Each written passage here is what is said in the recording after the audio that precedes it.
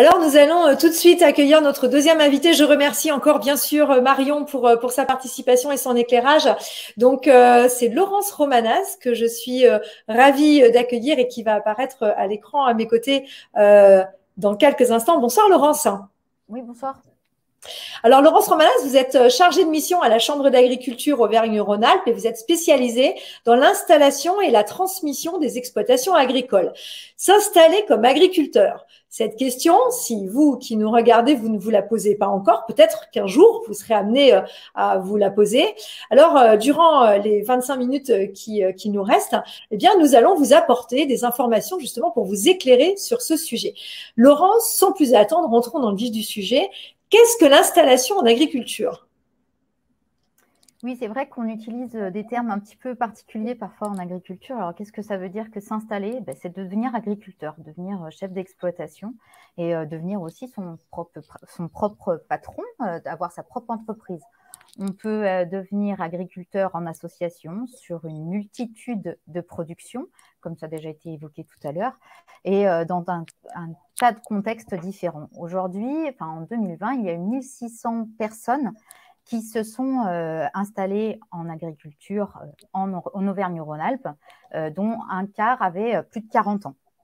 Voilà, donc c'est vraiment, il y a beaucoup d'opportunités et avec 50% de personnes qui vont bientôt partir à la retraite, on peut dire que l'agriculture est un secteur qui attend ses futurs entrepreneurs. Alors, est-ce que tout le monde peut devenir agriculteur? Oui, bien sûr. Aujourd'hui, comme on vient de le voir, il y a tout un panel de formations qui permettent à toute personne de devenir agriculteur. On peut devenir agriculteur à tout moment. On peut le faire soit à la sortie, à l'issue de la formation initiale, mais on peut aussi devenir agriculteur suite à une envie, à une reconversion professionnelle. Marion a parlé d'un contexte aussi aujourd'hui un peu particulier. Il y a beaucoup de… le Zoom a été fait sur l'agriculture et il y a beaucoup de gens qui se posent la question. Et c'est tout à fait possible de devenir agriculteur après avoir eu une autre carrière professionnelle. Alors donc, vous me confirmez bien, Laurence, qu'on n'a pas besoin d'être fils ou fille d'agriculteur pour le devenir? Non, Victor a souligné, c'est vrai que le contexte familial est facilitant, ça c'est certain, on ne va pas le nier, mais si on n'est pas fils ou fille d'agriculteur ou si on n'a pas de la famille agriculteur, comme on va le voir dans pas longtemps, sans rien dévoiler, et on peut tout à fait devenir agriculteur. Aujourd'hui, 45% des personnes qui s'installent ne sont pas issues du cadre familial. Alors justement, Laurence, vous avez déjà commencé à dévoiler la suite. Parfois, il n'y a pas besoin d'être issu justement du monde agricole pour tomber amoureux de ces terres et de vouloir pratiquer ce métier. Eh bien, c'est précisément l'histoire de Anthony qui va nous rejoindre tout de suite après son portrait en images. Regardez, c'est maintenant. J'étais pas issu du milieu agricole et en 2005, je suis venu en vacances avec mes parents ici. Et les vaches sont passées à côté du gîte. La maman de mon futur associé, avec qui j'ai discuté, me proposait de venir voir comment ça se passait la traite et tout. Et puis, je suis tombé amoureux du coin. Après des études agricoles, c'est là qu'on a commencé un peu à parler d'installation. Et la Chambre d'agriculture m'avait proposé de faire un stage. Donc du coup, pendant un an, j'ai pu travailler avec mon futur associé sur 4 saisons, donc voir tous les boulots qu'il y a à faire tout au long de l'année. Et aussi voir si on arrivait à travailler ensemble. Je pense que le stage test, c'est un passage obligatoire quand on n'est pas issu du milieu et qu'on veut s'installer au sein d'une exploitation. Je m'appelle Anthony, je suis éleveur laitier sur la commune de Saint-Bonnet-Pré-Ancival. Je suis fier d'être agriculteur et je tiens à ma terre. Bonsoir Anthony. Bonsoir. Alors, on a déjà eu plusieurs informations dans la vidéo qu'on vient de voir, mais donc je reprécise que vous êtes éleveur laitier bio à Saint-Bonnet-Pré-Ancival. Vous avez 26 ans, vous êtes chef d'entreprise d'une exploitation agricole. Alors, une maman aide-soignante, un papa architecte dans l'automobile. A priori, il semblait pas, à prime abord, que vous vous prédestiniez au métier d'agriculteur. Et pourtant, enfant, il y a déjà eu des signes quand même qui ne trompent pas lorsqu'on a échangé tous les deux, vous me l'avez dit. Donc, à cette question, justement, peut-on s'installer quand on n'est pas issu du monde agricole? Qu'est-ce que vous avez envie de répondre? Oui, j'en suis la preuve. Oh ben ça, c'est une question parfait. Donc, c'est une question de passion, notamment. C'est comme ça que ça s'est passé pour vous? Oui, la passion est venue au fur et à mesure que je suis venu en vacances ici. J'ai découvert le métier et ça m'a plu. Alors, quels sont vos diplômes et quel a été votre parcours justement jusqu'à ce qu'on le voit, vous êtes associé aujourd'hui, mais pour autant, vous avez eu un parcours avant d'arriver à cette association. Est-ce que vous pouvez nous en dire un mot? Alors, moi, j'ai commencé par En gros, à la base, je voulais être comptable. Et donc, du coup, je suis venu la dernière année de mes vacances que je suis venu ici, je me suis dit, je veux faire agriculteur. Donc, du coup, je me suis inscrit dans un lycée agricole et j'ai fait un bac pro production animale en apprentissage. Et ensuite, j'ai fait un BTS production animale. Et par la suite, j'ai fait une licence pro en nutrition animale. Alors ça, c'est la partie diplôme. Et au niveau du parcours, jusqu'à l'association aujourd'hui. Euh, Après mes études, j'ai été travailler un an à l'étranger sur 3 pays différents dans des exploitations agricoles. Et avant de m'installer, j'ai travaillé aussi un an sur une exploitation à côté de où je me suis installé en transformation pour le Saint-Nectaire. Alors, en plus, c'est intéressant parce que vous avez eu une expérience à l'étranger, vous avez pu vous confronter à d'autres modes. Si on devait ressortir pour vous les qualités et les compétences que doit avoir un agriculteur, ce serait quoi? Pour ma part, moi, au quotidien, je travaille avec des animaux. Donc, le sens de l'orientation, de l'observation, il est primordial. L'autonomie, être polyvalent, parce qu'en fait, dans notre métier, il y a plusieurs corps de métier. Faut savoir tout faire. Qu'est-ce que je pourrais dire d'autre? Être ouvert d'esprit aussi. Savoir se renseigner, c'est super. Enfin, savoir s'ouvrir sur d'autres exploitations, se renseigner, c'est hyper important. Pas rester que dans son système, faut ouvrir. Regarder un petit peu ce qui se passe autour de soi. Exactement. Et est-ce qu'il est important c'est un métier dans lequel on se remet en question? Oui, pour ma part, tout le temps. Je me pose plein de questions. Je me dis, est-ce que mon système marche bien? Est-ce qu'il faudrait pas que je fasse ça? Est-ce qu'il faudrait pas... Ou ça va pas du tout, faut le changer. Ou ça va bien, faut le garder. Alors d'ailleurs, quand on dit un métier, je vous questionne sur votre métier, mais en fait, c'est pas un métier, c'est plusieurs métiers que vous faites. Oui, exactement, oui, c'est ça. Alors, ce serait lesquels? Si on devait énumérer, mettre des casquettes, lesquelles vous avez? Euh, euh, alors, attendez. Si on prend ce que vous faites un petit peu finalement au quotidien, parce que vous êtes d'un côté éleveur laitier, mais j'imagine qu'il y a plein d'autres choses vis-à-vis des animaux notamment que vous êtes amené à faire. Vous m'avez dit que vous êtes chef d'entreprise déjà, donc c'est au-delà même de l'exploitation proprement dit. J'imagine qu'il y a de la gestion, il y a plein d'autres fonctions. C'est ça, oui. Moi, par exemple, je fais tous les papiers, donc il y a tout ce qui est côté comptabilité. Après, tout ce qui est suivi des animaux, donc il y a toute la partie soins. Voilà. Alors jusqu'à présent, qu'est-ce qui vous a semblé finalement le plus compliqué? Les aléas. Les aléas climatiques, enfin, on est dépendant de la météo. C'est assez compliqué. Là, par exemple, on voudrait les faucher, mais il fait un temps un peu irlandais. Là, il pleut, il fait soleil, il pleut, il fait soleil. Donc, c'est pas facile pour prévoir. Et les aléas sur les animaux aussi. Parce qu'on travaille avec du vivant et c'est pas facile. Enfin, on sait pas ce qui va nous arriver, quoi. Il y a des jours où ça va bien se passer, et des matins, on va arriver et il va y avoir un souci, quoi. Et c'est ça le plus dur. Merci beaucoup, Anthony. Alors, on reste ensemble, bien sûr. Ce que je vous propose, puisqu'on l'a dit, l'idée, c'est aussi de donner la parole, bien sûr, à vous tous qui nous écoutez. Donc, vous l'avez vu, des métiers qui sont riches, variés, plein de surprises aussi, parce que cette notion d'aléa, c'est quand même très, très important. Donc, je vous propose, Anthony, qu'on prenne l'avis de notre public, justement, et que l'on fasse un temps d'échange et de partage avec un nuage de mots que l'on va constituer tous ensemble. Donc, si on vous dit, on évoque les métiers de la filière agricole. Juste métier de la filière agricole, comme ça, spontanément, quels sont les mots qui vous viennent? Donc, l'idée, c'est que sur le chat, bien évidemment, alors vous pouvez en donner plusieurs, hein, alors c'est assez varié, n'hésitez pas, on a parlé de compétences tout à l'heure, il y a peut-être des adjectifs qui vous viennent, on a parlé de carrière avec Marion tout à l'heure, voilà, donc vous pouvez donner plusieurs mots et on vous invite vraiment à enrichir sur le chat. En plus, je vous rappelle, pour vous qui suivez le challenge, qu'à chaque fois que vous participez, c'est des points qui sont en votre faveur. faveur. Donc, on vous laisse effectivement noter sur le chat. Vous pouvez poursuivre d'ailleurs pendant les échanges que l'on va continuer tout de suite après, Anthony, puisque nous allons avoir Laurence qui va nous rejoindre pour qu'on échange. Donc voilà, n'hésitez pas à continuer. Et puis vous verrez en fin de séance, on reprendra tous vos mots pour en faire un nuage de mots. Donc s'il y a plusieurs mots qui se répètent, vous inquiétez pas, on aura comme ça un ordre aussi d'importance des termes que vous avez utilisés. Alors nous allons croiser nos regards, si on peut dire. Et puis Anthony, maintenant nous allons avoir Laurence qui va nous rejoindre pendant quelques minutes. Je vais attendre.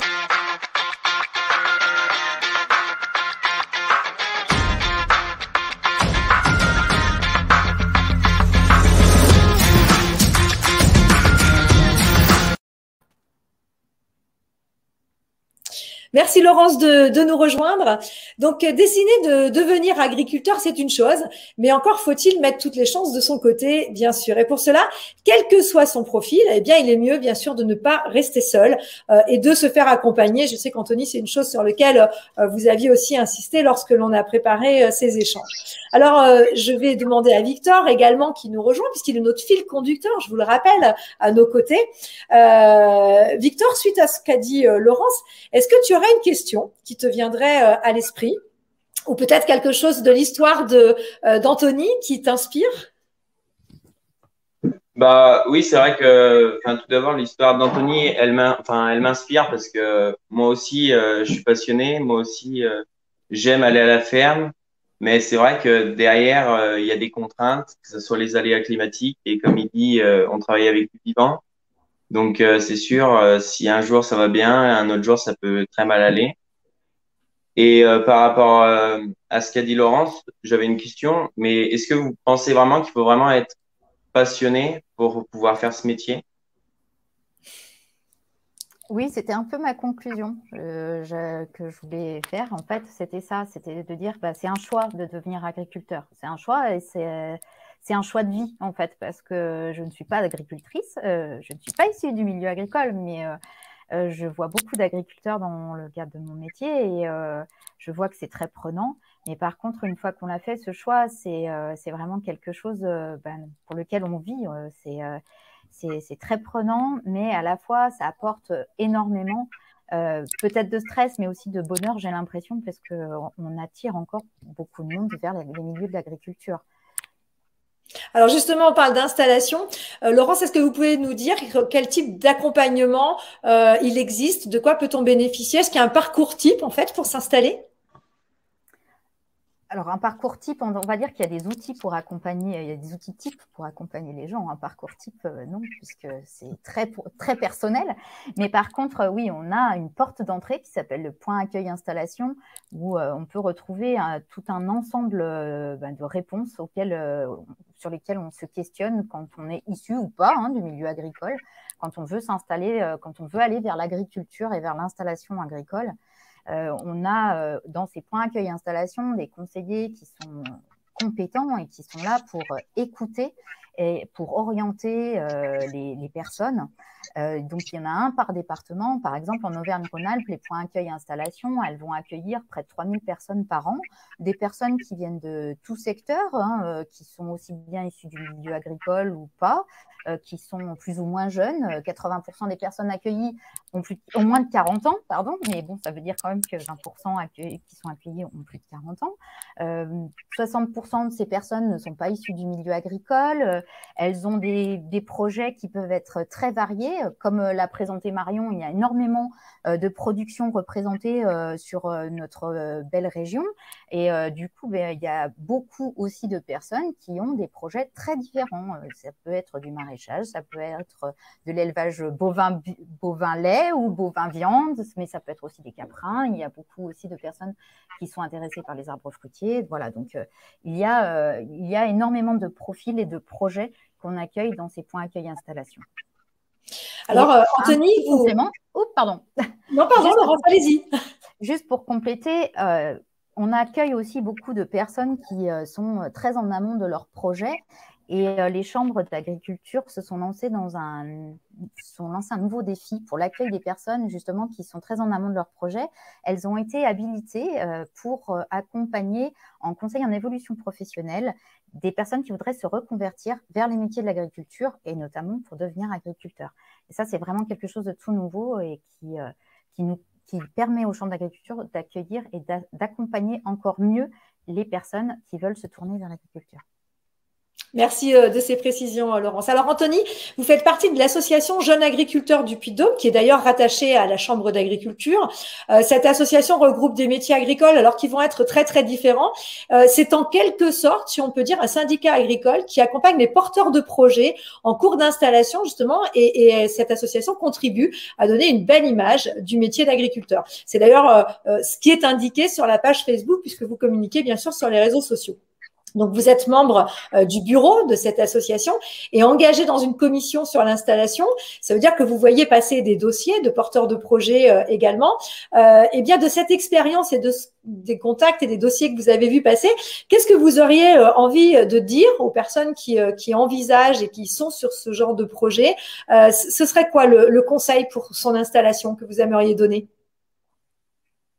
C'est déjà de pas avoir la folie des grandeurs parce que enfin le but quand même c'est de gagner sa vie et en agriculture enfin dans le milieu agricole c'est pas facile surtout quand on est à son compte donc dans les investissements faut sur les premières années faut que ce soit quand même minimisé ou ce qui est vraiment le plus important et moi par exemple dans le cadre de mon installation j'ai privilégié les investissements qui amélioraient le confort des animaux. Parce qu'aujourd'hui, je gagne ma vie parce que mes animaux sont bien. Donc voilà. Qu'est-ce que je pourrais dire d'autre? Et puis, enfin, par exemple, par rapport à l'association que je fais partie, il y en a une autre qui s'appelle la SAFER. Et donc, du coup, par le biais de ça, ça me permet de voir des projets. Et aujourd'hui, il y a quand même de beaux projets en agriculture. Il y a des jeunes qui s'installent avec des beaux projets. Et c'est super. Moi, je trouve que c'est génial aujourd'hui qu'il y ait encore des gens qui soient motivés pour s'installer et qui ont des beaux projets. Donc, et après, faut savoir aussi bien s'entourer parce que bon, quand on a un parcours, quand on est lancé dans un parcours d'installation, faut savoir bien s'entourer. Enfin, pour ma part, c'était le plus important, c'était vachement important, c'était vachement formateur parce que il y a des fois on se pose des questions et puis on s'interroge. Et en face, moi, j'avais des interlocuteurs qui m'ont vraiment rassuré. Alors, je vais m'adresser, également à Laurence. S'installer comme agriculteur, on le voit, ça ne s'improvise pas, bien évidemment. Il faut quand même des compétences, des connaissances, un projet qui soit bien monté. En plus, on peut se sentir seul, surtout si on vient pas de ce milieu. Qui peut nous accompagner dans ces étapes et dans quel cadre? Une fois qu'on a poussé la porte du point accueil installation, c'est vrai que l'accompagnement ne s'arrête pas là, bien au contraire. Il y a tout un accompagnement qui est prévu pour aider les futurs agriculteurs, notamment dans leur phase de réflexion et de construction du projet. Un projet, ça ne se construit pas comme ça. Il faut vérifier qu'on a les bonnes compétences, les bonnes connaissances, qu'on a tout bien ficelé.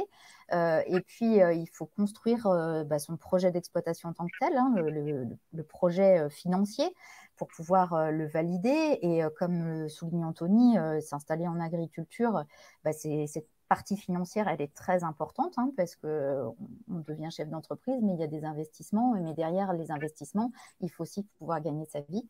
Donc, il faut que des structures accompagnent. Les chambres d'agriculture, c'est vrai, le font.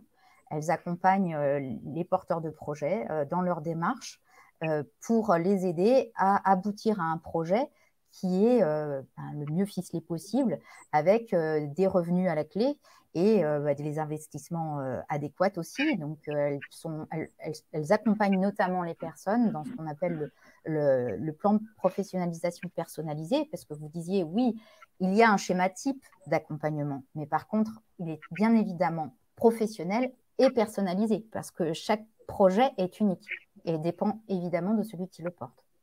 Et à côté de ça, nous avons aussi des outils que nous avons développés, comme le répertoire départ installation, qui peut aider des personnes qui n'ont pas de foncier à le trouver. Hein. On n'est pas forcément venu en vacances et connu quelqu'un avec qui on voudrait s'installer. On n'a pas forcément papa ou maman qui a des terres ou mamie. Voilà. Et c'est vrai que des fois, on est à la recherche de terres. Et puis, il y a aussi des personnes qui n'ont pas forcément de connaissances, qui voudraient reprendre leur exploitation. Et donc, ce répertoire est fait pour mettre en relation des gens qui cèdent leur exploitation ou qui recherchent un associé, parce que ça peut être aussi un agrandissement d'une exploitation ou une évolution dans les modes de production, et puis quelqu'un qui recherche à s'installer. Voilà. Donc ça, c'est le répertoire départ installation. Et un autre outil qu'a souligné Anthony, je pense qu'il voudra revenir dessus, c'est le fameux stage test installation-transmission qui permet de mettre en confrontation quelqu'un qui veut s'installer et reprendre la ferme d'une autre personne ou s'installer avec quelqu'un et qui permet une phase de test parce qu'il faut faire le bon choix. Et on a beau être très motivé, on a beau bien avoir pesé le pour et le contre, avoir monté son projet ou presque avoir abouti son projet, trouvé l'exploitation, il y a quand même un qui joue et ça, c'est important. Il y a sa propre personne, il y a la personne qui est en face de nous, avec qui soit on va s'associer, soit dont on va reprendre l'exploitation, et pouvoir se confronter la réalité du terrain, c'est très important. Et ce stage test installation-transmission, c'est vraiment un outil qui est très intéressant pour les personnes qui ne sont pas issues du milieu agricole ou qui ne sont pas dans la reprise de leurs parents. Et voilà, ça, c'est un de nos outils aussi phares qu'on met souvent en avant. Alors justement, Anthony en parle dans le reportage de ce fameux stage test. Alors, qu'est-ce que vous aimeriez dire, Anthony, justement sur ce stage? Comment vous l'avez vécu vous-même? Déjà, c'est un stage qui est hyper important. Enfin, pour ma part, ça a été bénéfique et je le recommande à tout le monde parce que dans mon histoire, oui, je venais en vacances, mais hormis venir en vacances, venir les étés, là, par exemple, sur le stage, je suis resté quand même 1 an sur l'exploitation, à travailler sur 4 saisons, donc à découvrir tous les boulots qu'il y a à faire sur une année. Et il y a surtout la partie la plus importante, c'est le social, c'est apprendre à travailler ensemble. Et ça, c'est important parce que quand on devient chef d'entreprise, une exploitation dans une société, et ben c'est comme un mariage un peu, c'est que on va se voir toute la journée et il faut bien s'entendre. Et c'est la clé de la réussite, l'entente. Donc pour moi, ce stage, il a été bénéfique parce qu'au moins on a travaillé 1 an ensemble et à la fin, on a signé parce qu'on a vu qu'on était capable de travailler ensemble et on était complémentaires. Alors, vous avez fait ce stage, c'est une chose extrêmement importante. Puis, vous avez dit tout à l'heure que vous êtes allé à l'étranger également. Donc là, j'imagine, vous avez vu d'autres choses. On quitte l'aspect social et la personne avec laquelle vous envisagez ensuite de vous associer. Est-ce qu'il y a des techniques? Est-ce que vous êtes inspiré de ce que vous avez vu dans les autres pays? Déjà, pour ma part, je trouve que c'est hyper important d'avoir une expérience à l'extérieur pour acquérir des performances. Parce que par exemple, moi, j'ai été travailler 1 an à l'étranger sur des exploitations avec un système tout terre qui était en relation avec, qui était en lien avec l'exploitation que j'ai repris aujourd'hui. Donc, j'ai découvert de nouvelles méthodes et aujourd'hui, je les ai mis en place, par exemple, sur mon exploitation. Sur, par exemple, ce qui est de l'utilisation de l'herbe aujourd'hui. Alors, Par exemple, je suis parti en Irlande et eux, ils étaient vachement axés sur l'herbe et donc du coup, aujourd'hui, je me sers de ce que j'ai appris là-bas. Voilà, c'est ce que j'allais dire. En fait, vous êtes parti dans 3 pays, mais je suis pas sûre que vous nous ayez cité ces 3 pays.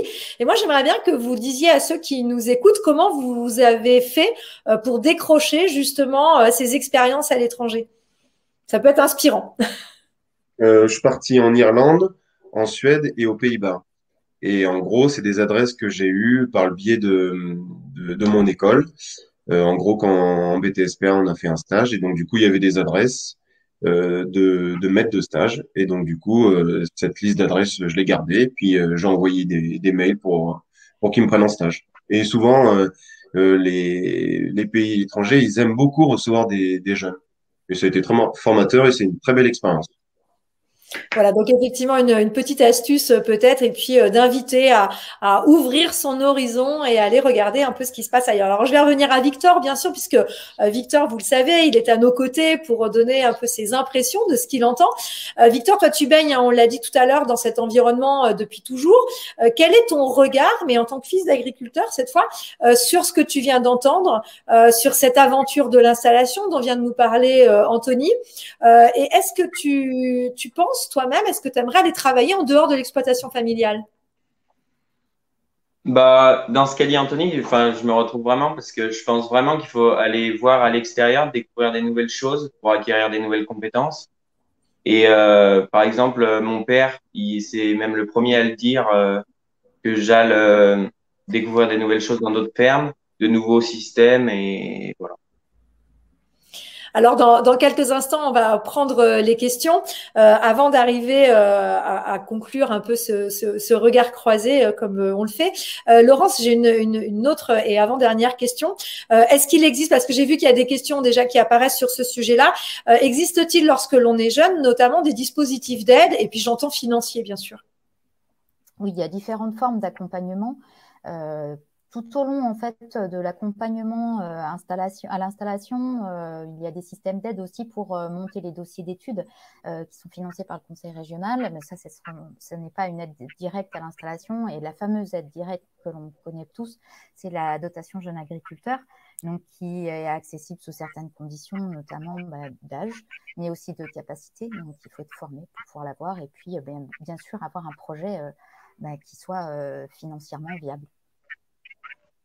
Alors, on va se mettre à disposition et dans quelques instants, je vais vous transmettre les questions que nous avons eues via le chat et je remercie bien sûr tout le monde de sa participation et contribution avec ces questions. Ça enrichit notre débat.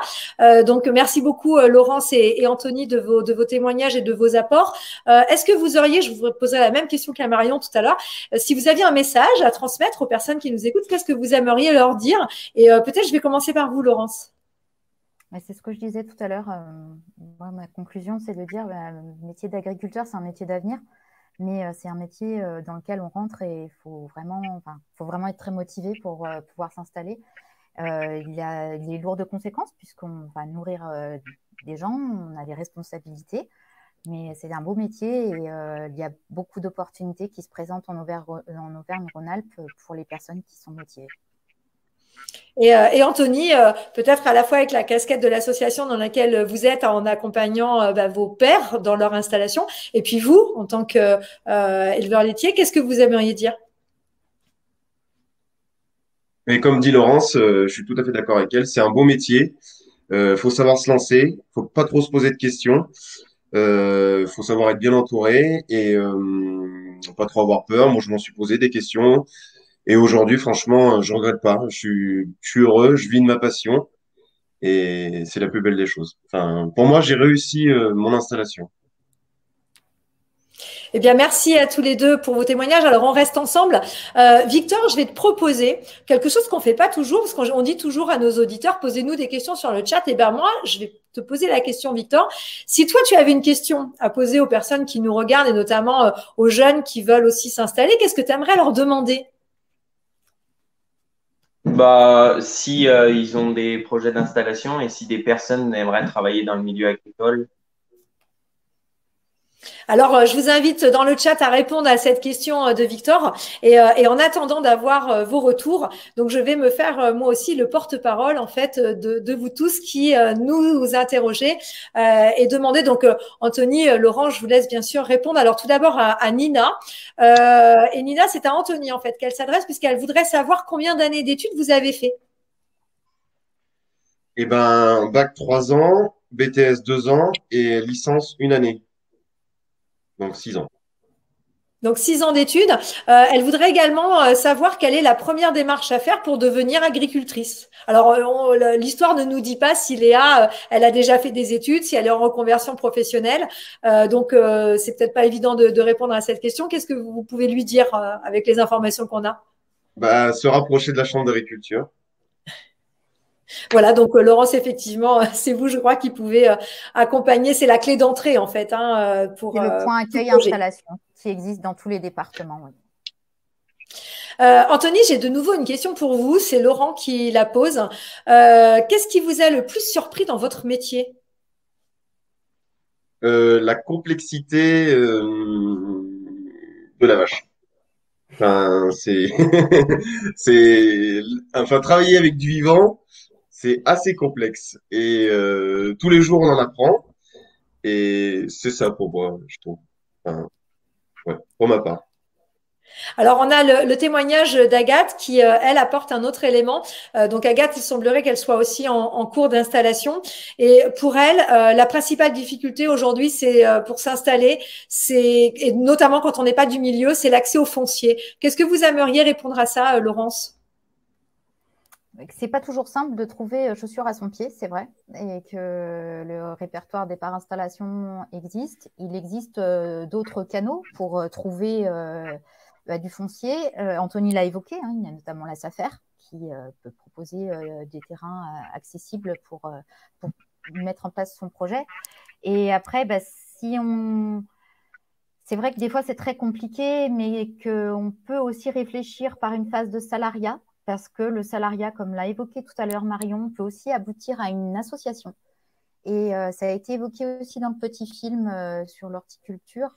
Céline est passée aussi par une phase de salariat avant de s'installer. Donc, elle a pu aboutir. Alors, c'est sûr, le salariat qui est en rapport avec son projet, ça peut être aussi une solution apportée quand on ne trouve vraiment pas de foncier. Alors, on a des auditeurs curieux. Et Anthony, c'est à nouveau une question pour vous. Est-ce qu'il y a une partie culture dans votre ferme? Est-ce que c'est vous qui vous en occupez aussi? On disait tout à l'heure qu'il y avait plein de métiers. Alors, la partie culture, c'est vous également? Moi, je suis en système tout herbe. Donc, enfin, l'herbe, c'est une culture, mais par exemple, je produis pas de blé, ni d'orge, ni de maïs. C'est un système tout herbe. Et oui, avec mon associé, on s'occupe de tout ce qui est cette partie-là. Donc, ça fait pas mal de boulot, oui. Alors, on a Colline également qui aimerait savoir, et effectivement, sa question est tout à fait pertinente puisque vous avez évoqué tout à l'heure que vous êtes allé à l'étranger. Donc, la question est retournée aujourd'hui. Est-ce que vous avez eu l'occasion d'accueillir de jeunes étudiants d'autres pays?